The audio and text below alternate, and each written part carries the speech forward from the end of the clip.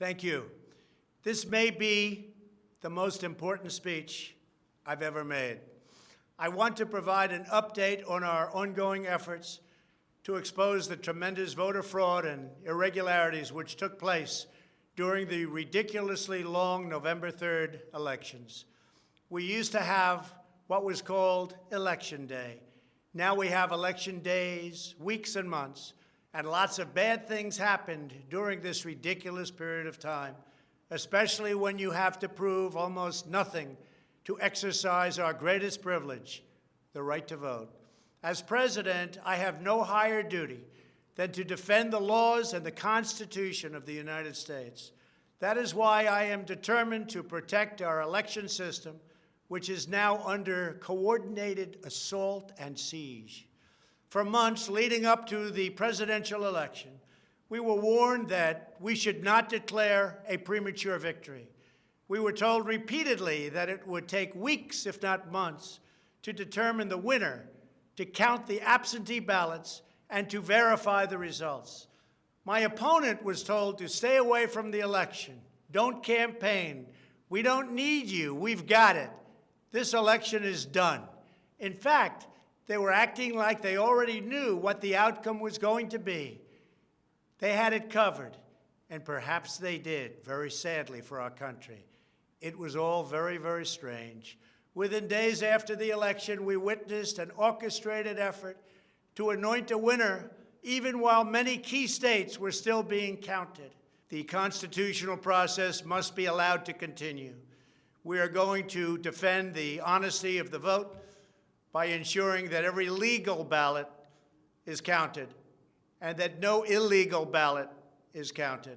This is not just about honoring the votes of 74 million Americans who voted for me.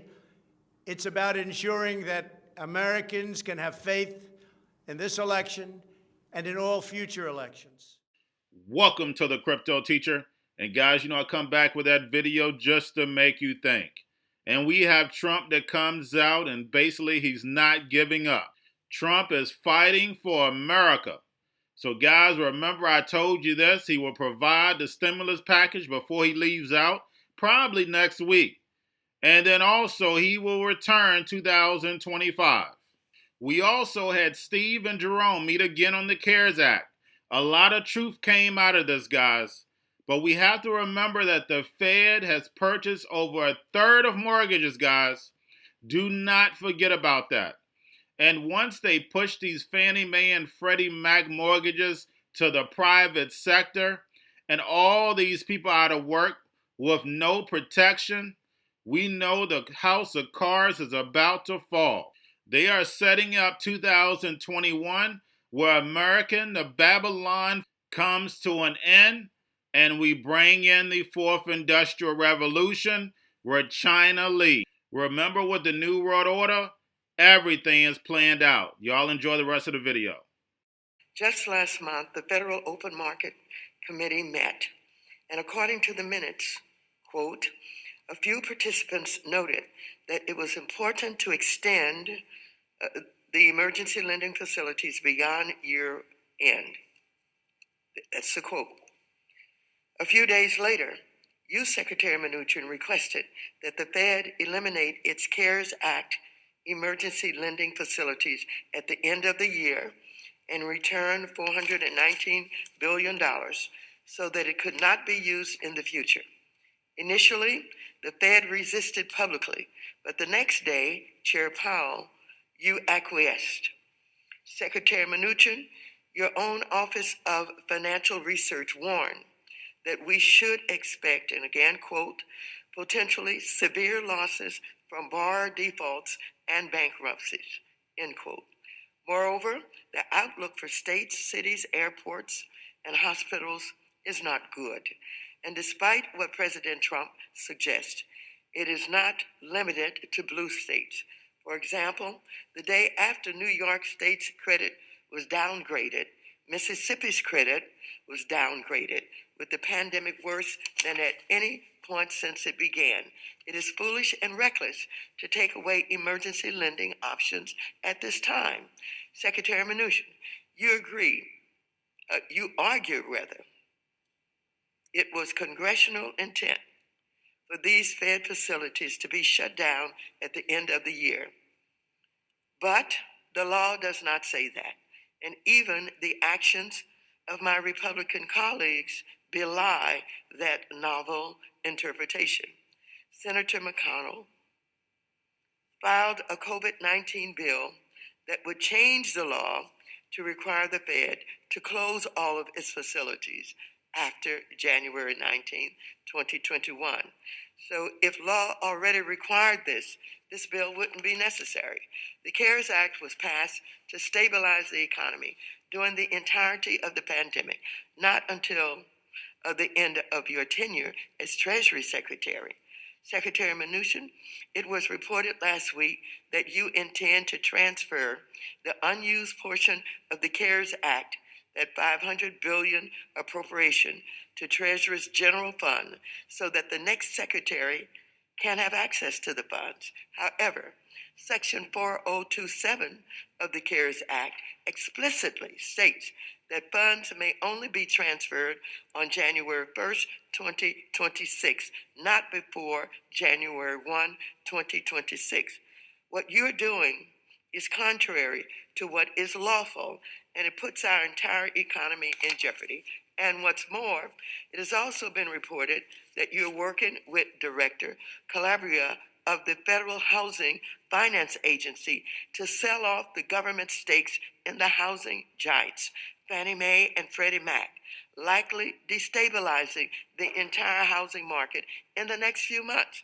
As I understand it, Secretary Mnuchin, the Obama administration showed you every courtesy when your team was taking the reins. Similarly, the Bush administration worked closely with President Obama's incoming team during the financial crisis, even before he was sworn in. They did so because they were honoring the decision of the American electorate. Tell me, Secretary Mnuchin and Chair Powell, does the Secretary's expected successor, Janet Yellen, support what you're doing? Does she agree that the emergency lending facilities are not needed, even though thousands of people are dying each day? Millions more are being infected each week. Tens of thousands of small businesses are closing permanently, and our cities and states are struggling. Does Yellen support Director Calabria's plans to fundamentally remake the housing markets where millions of people are struggling to pay their mortgage and rent each month? Secretary Mnuchin. So again, let me first comment on, and in all due respect, I believe I am following the law. Section 4029 makes very clear on December 31st, 2020, that the authority provided under new loans, guarantees, or other investments shall terminate. Thank you very much. I'm going to reclaim my time. Do you agree? To where the funds do you agree, Mr. Powell? Again, the funds, let me just continue. The transfer of the funds is not up to me. When funds come back, they go into, as reclaiming my time, I need to have an answer from Mr. Powell. Do you agree with Secretary Mnuchin? Secretary has sole authority over the CARES Act funding under the CARES Act. The Fed is not involved in that. His reading of the law, thus, is the authoritative one, and we accept it. I would also just say, if I was politically motivated, I wouldn't have extended the 4 facilities in deference to the Fed's view that were non-CARES Act facilities. So had I been trying to be political, I would have terminated thank you. those. My time has expired. I now recognize the distinguished ranking member, Mr. McHenry, for a study recently showed 430,000 cases of COVID and more than 10,000 deaths are due to lifting the earlier state and local eviction moratorium. Are there plans to extend that to possibly protect 10 million households from eviction this January? Well, I think, as you know, that wasn't our first choice. Our first choice was really assistance to those people. But I will discuss that with the president and extending it. And Chair Waters, I have been speaking to the president every day and updating him on the state of the negotiations. He would like us to see additional funding. Thank you. I hope we can get that done quickly. We don't have so that we don't have a 20-day gap here where millions of people are going to get evicted. So please get back to us and the chairwoman on what we can expect from that. Thank you. But that's just not accurate. The CARES Act is very clear that existing investments can remain there, and that's what you've made happen with the Fed's facilities. So that answer isn't acceptable. Why are you looking for a way not to help American people right now? This isn't your money. It's taxpayer money, and it should be quickly available to American people right now when we need the help. So I see you undermining the American people on your way out the door. You need to reverse this decision so that these programs... The gentle lady's time has expired. Simply doesn't need it anymore. In response, you, Chair Powell, said that the outlook for the economy is extraordinarily uncertain.